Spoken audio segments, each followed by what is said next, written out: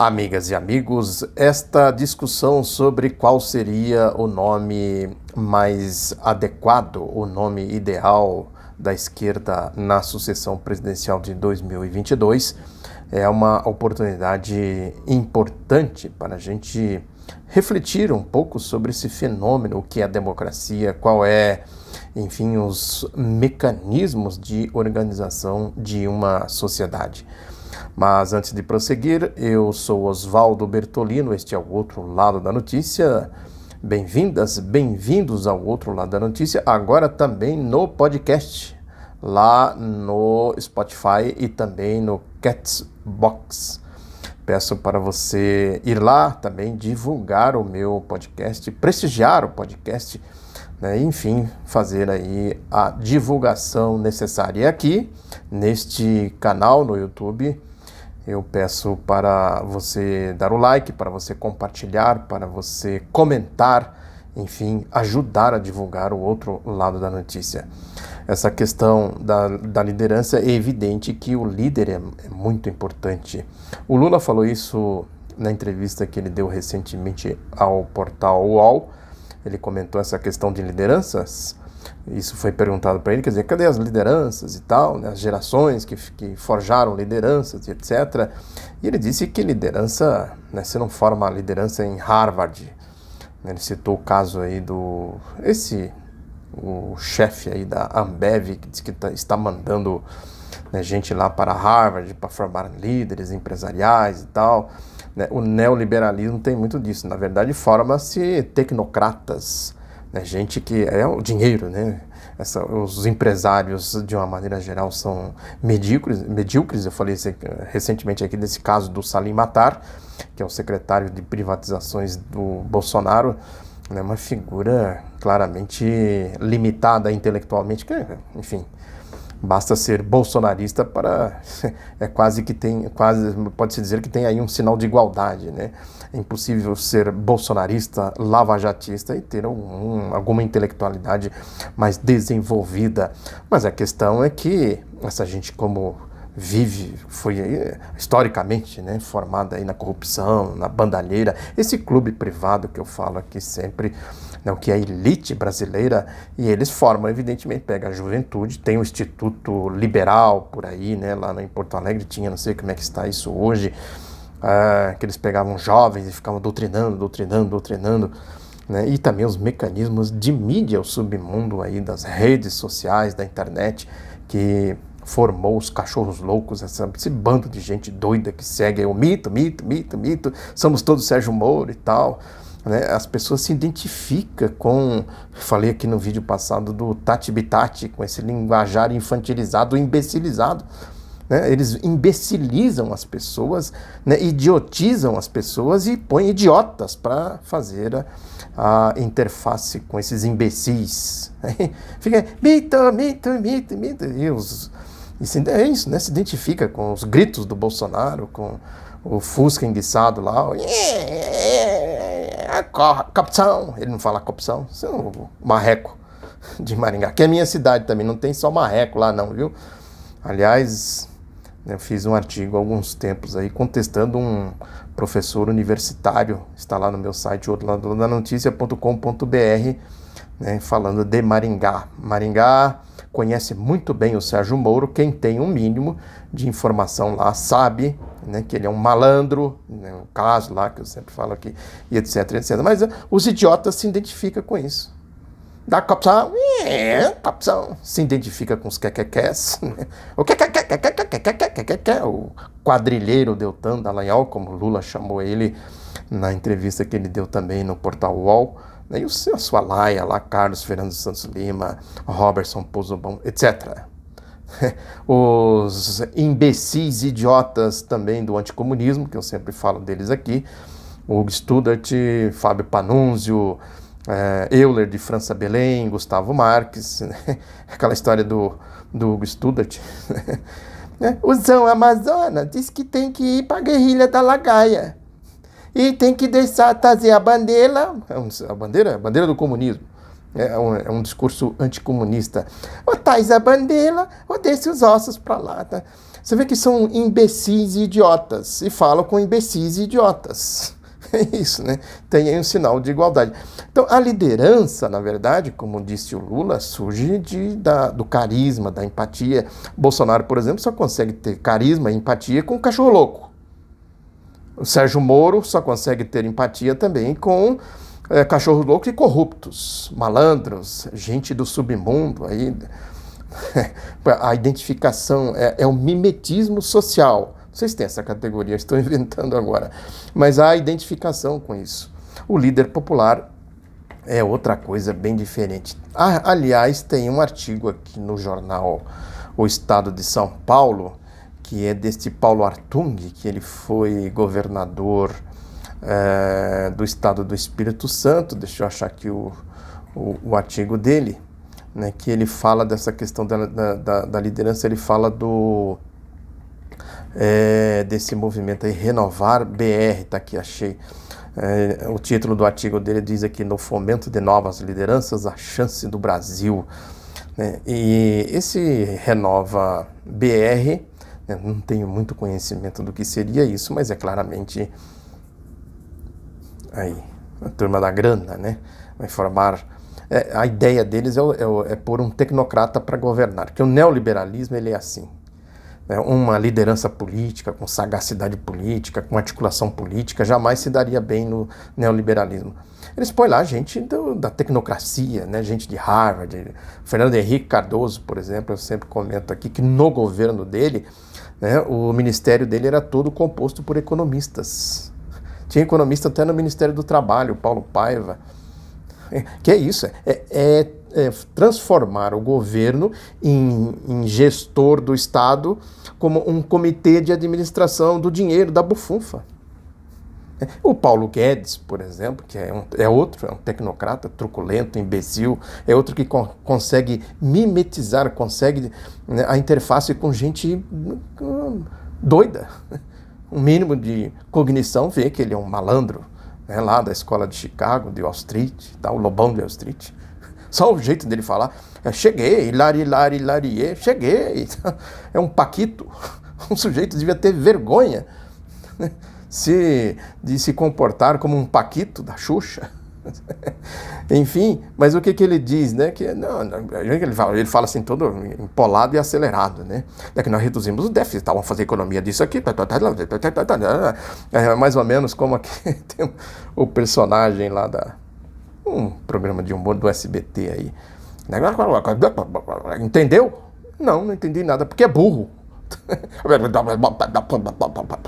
É o tecnocrata perfeito malandro, né?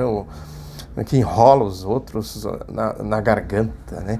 Que ele fala aí essa história né, tem que privatizar tudo, tem que vender tudo, tem que acabar com tudo, não sei o quê, aí zero déficit, que não sei o quê. Aí ele enrola para dizer que ele sabe das coisas, o resto, todo mundo é burro e ele é o malandrão, o espertalhão. É o típico da liderança do tecnocrata, liderando um processo político. O que o Bolsonaro fala, por exemplo? Eu não entendo nada de economia. Eu tenho o posto Ipiranga, Paulo Guedes, joga tudo pro Paulo Guedes. E aí a mesma coisa da corrupção. Aí tem que entregar tudo a corrupção na mão do corrupto, que diz que está combatendo a corrupção. A corrupção. Aí chega na corrupção de verdade, a família Bolsonaro. História, quem matou Marielle Franco, e etc. E mais 3 páginas de etc. Como escreveu certa vez o Friedrich Engels. Mas aqui, voltando ao artigo do Paulo Artung, que ele diz aqui que em 64 houve uma interrupção das lideranças, não sei o quê, e que depois da redemocratização também surgiram lideranças e etc. Aí ele diz aqui mais na frente que o Renovar BR foi fundado em outubro de 2017, já em 2018 foram 4.000 inscritos, com 133 alunos formados. Dos participantes foram 17 eleitos, 9 deputados federais, 7 estaduais e um senador. E aí ele vai dando números, vai falando né, nesse sentido. Aí ele cita até aqui o geógrafo Milton Santos, um intelectual de renome, que ele diz: a arte de pensar as mudanças e torná-las efetivas. Aí ele fala que o Milton Santos deixou-nos como um de seus mais importantes legados a definitiva conceituação de que seja a política, considerando que a civilização é um projeto em constante movimento, permanentemente desafiado pela conjuntura socioeconômica. Aí quem que ele dá como exemplo, né, de que é um exemplo bem sucedido, né, que ele cita aqui o historiador Paul Johnson, né, que diz que a vida de Winston Churchill passa ao menos 5 lições importantes sobre liderança. Pense sempre grande, nada substitui o trabalho árduo, nunca deixe que erros e desastres o abatam, não desperdice energia com mesquinharias e, por fim, não deixe que o ódio o domine, anulando o espaço para a alegria na vida. Isso pode valer aí para os tecnocratas, né? Aliás, está cheio de tecnocratas. Inclusive, é preciso dizer, nos partidos de esquerda, nos movimentos sociais, está cheio de tecnocratas. Gente que se acha líder, chefe. Ele não é líder, ele é chefe. É o capataz, sabe? Ele age como um capataz. Ele fica ali como se ele fosse o gerente. Ele não trabalha, não faz nada e tal. Ele é o gerente que fica ali, né, gerenciando o trabalho dos outros. O problema, a disciplina do trabalho, isso é uma ideia marxista, né? O problema da Revolução Industrial, como o capitalismo forjou a disciplina do trabalho capitalista, né? Isso aí é estudado aí na história da formação do capitalismo, né? A história de acorrentar os trabalhadores, inclusive crianças das máquinas e tal, para trabalhar 14, 16 horas por dia, né? O custo que se teve na história para criar os sindicatos, enfim, né? Criar os sistemas que foram trazendo a relação capital e trabalho para um patamar menos truculento, enfim, muito influenciado pela Revolução Russa de 17.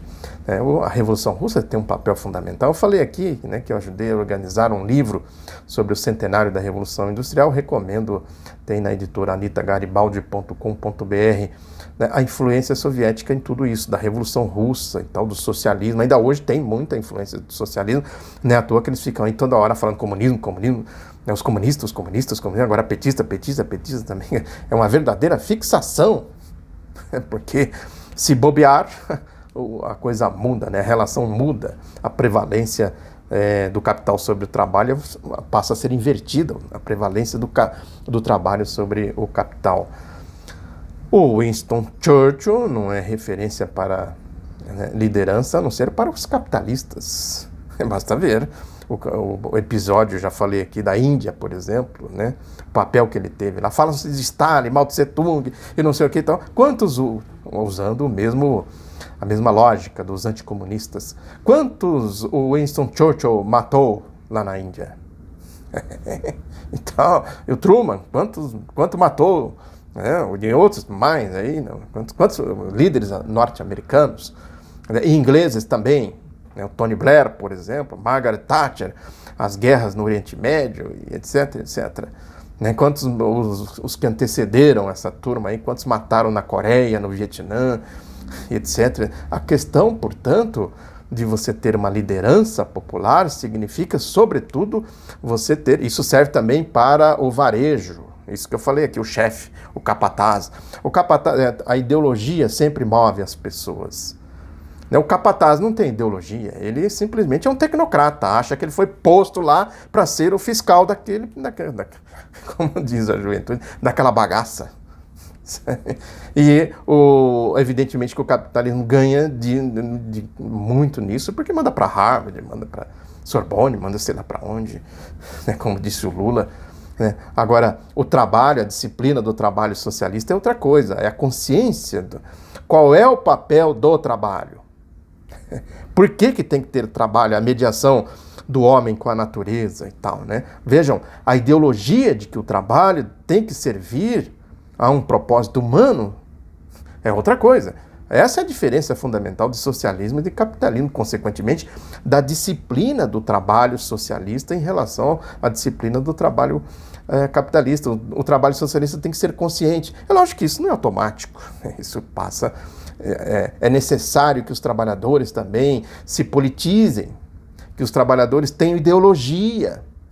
Aí que entra, né, o combate, por exemplo, à mídia. Eu sempre falo aqui da mídia, a importância que tem a mídia, é exatamente a questão da ideologia, da mediação ideológica. É preciso que o povo, no socialismo é isso, o povo tem que ter, né, consciência da importância que tem o trabalho. E não precisa de capataz. Na transição do socialismo tem que ter, né, as pessoas que vão dizendo para os trabalhadores, né, da necessidade. Ele tem que ser líder. Ele tem que liderar politicamente. Ele tem que ter ideologia.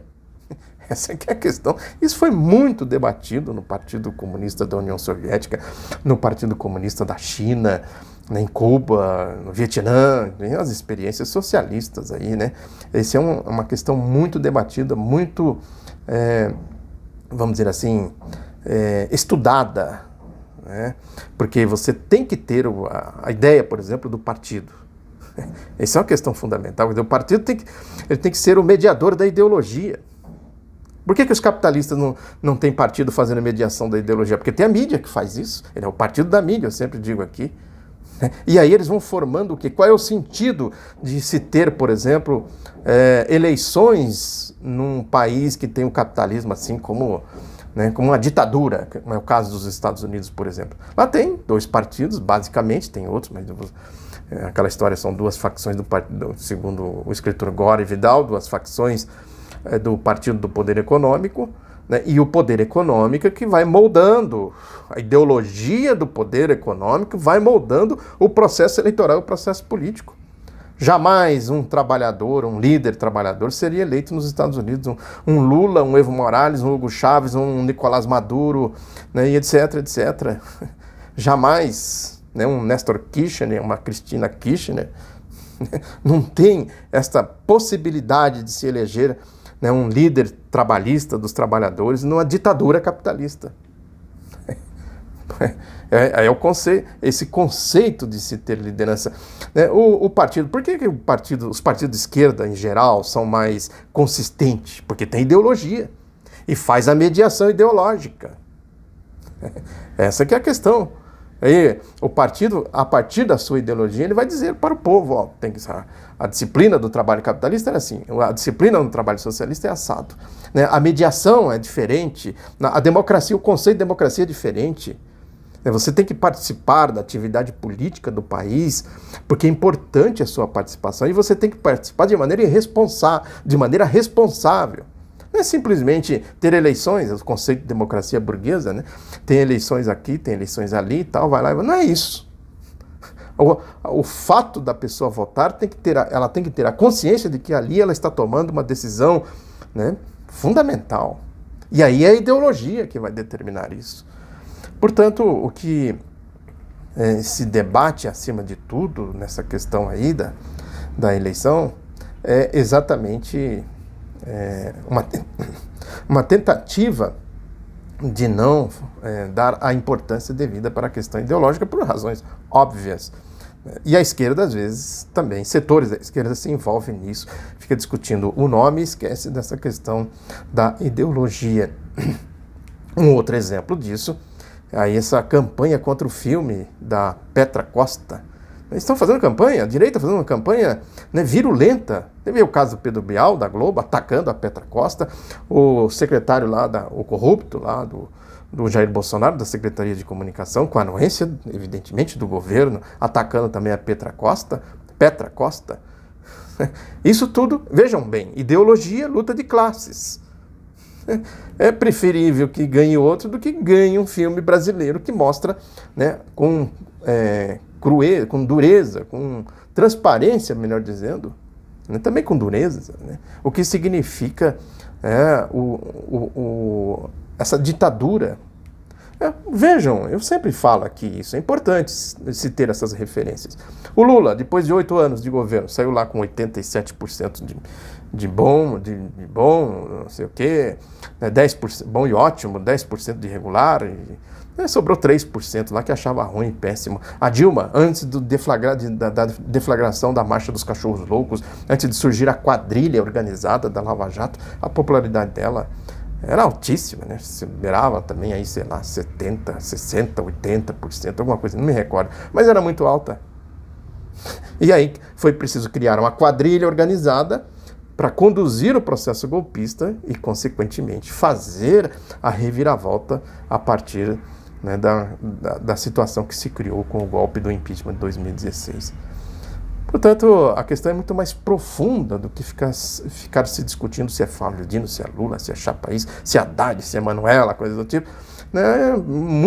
Muito mais importante do que isso é discutir esta questão aí, nas plataformas políticas, ideológicas, as propostas, como que isso se liga com a história, né? Quais são os processos históricos que movem uma ideologia, que movem uma força política, que movem, enfim, um determinado processo, seja ele um determinado processo político, seja ele qual for. Evidentemente que na situação que a gente está vivendo, as eleições têm uma grande importância. E isso começa já nas eleições deste ano de 2020. As eleições municipais. Reforço o pedido para você divulgar este outro lado da notícia lá no podcast. Vai lá. Me ajuda lá, né? Se inscreva, enfim, está lá no Spotify, está lá no Castbox, né? E também este canal aqui, eu peço para que você dê o like, compartilhe, enfim, ajude a divulgar. Muito obrigado pela atenção, um abraço, até a próxima.